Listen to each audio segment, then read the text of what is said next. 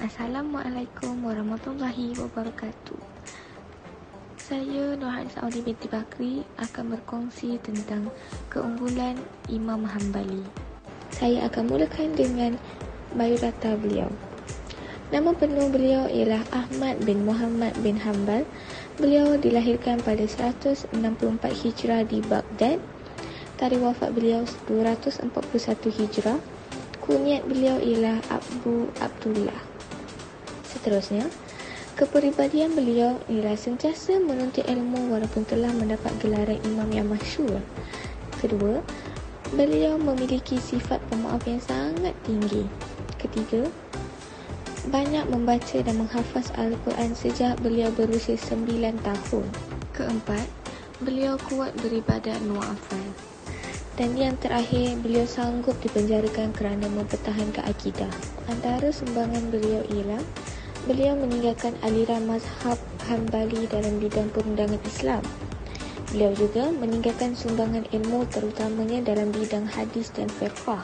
Tambahan pula, beliau menghasilkan kitab seperti Al-Musnad yang telah menjadi rujukan umat Islam dalam bidang hadis. Beliau juga adalah seorang yang teliti dalam menentukan kesahihan sesebuah hadis dan melindunginya dari unsur penipuan dan pemalsuan. Di sini saya sertakan kisah menarik Imam Hanbali. Suatu saat aku melewati sebuah jalan, tiba-tiba ada seorang perompak mencuri barang milik orang dan di lain waktu, aku melihat orang yang sama. Perompak tersebut sedang solat di masjid.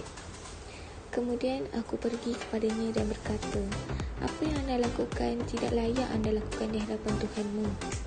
Allah tidak akan menerima solatmu sedangkan itu pekerjaanmu." Maka pencuri itu menjawab, "Wahai Imam, antara Allah dan diriku banyak sekali pintu yang sudah tertutup. Aku berharap masih ada satu pintu yang aku sisakan terbuka bagiku."